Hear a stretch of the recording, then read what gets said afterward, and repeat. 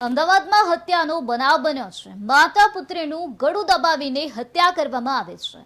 8 લોકોએ ભેગા મળીને હત્યાની ઘટનાને અંજામ આપ્યો હોવાની માહિતી સામે આવી છે। માતા પુત્રીના નામે જમીન ફાળવવામાં આવી હતી।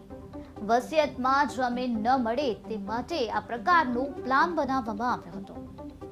પિતરાઈ ભાઈ સાથે મળી માતા પુત્રીની હત્યા કરવામાં આવી છે। તો આ પ્રકારનો બનાવ અમદાવાદમાં બન્યો છે। પિતાએ કુલ 8 વીઘાના ભાગલા પાડ્યા હતા। માતા પુત્રીના નામે પણ જમીન ફાળવવામાં આવી હતી, ત્યારે મન દુઃખને કારણે હત્યા કરી દેવામાં આવી છે। અગાઉ 2 વખત માતા પુત્રીની હત્યાનો પ્રયત્ન હાથ ધરવામાં આવ્યો હતો, ત્યારે આ બનાવ અંગે કપ્તાનગંજ પોલીસ સ્ટેશનમાં ગુનો દાખલ કરવામાં આવ્યો છે।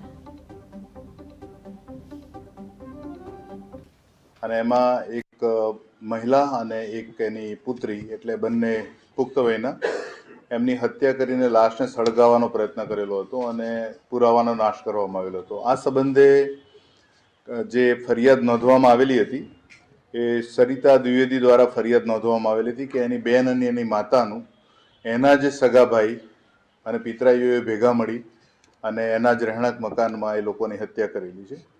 આ ફરિયાદનો મૂળ હેતુ એટલે જે પણ આ હત્યાનો જે મૂળ જે હેતુ હતો એ પ્રમાણે આ જે મૃતક જે છે ફરિયાદીની માતા અને એની બહેન, તો એની માતા જે છે એના બીજા લગ્ન હતા અને આ જે દીકરી જે છે એના બાપે એમના મૃત્યુ પહેલાં વસિયત કરેલી હતી કે જે આ જમીન જે છે 24 વીઘા જમીન એ એના ભાઈઓ અને પિતરા એને જે પણ એના વારસમાં છે 3 જણને 8-8 વીઘાના ભાગે એમણે વહેંચણી કરેલી હતી અને આ જમીન એની માતા અને એની બહેનને ન મળે એટલે એના ભાઈઓ અને પિતરાઓ ભેગા મળી આ બંને જણની હત્યા કરેલી હતી। મૃતક છે, માતા છે અને સૌમ્યા એની દીકરી છે।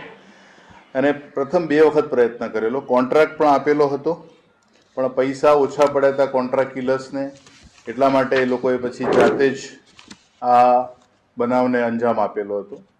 અને પહેલાં એ લોકોએ બંને માતા અને દીકરીને ગળું દબાવીને બેભાન કરી નાખેલા અને ત્યારબાદ બંનેની લાશને સળગાવી દીધેલી, પણ પૂરી ન સળગતા એમની ઓળખ છતી થયેલી અને એની જે બેન કે ફરિયાદ એણે આ ગુનો નોંધાવ્યો।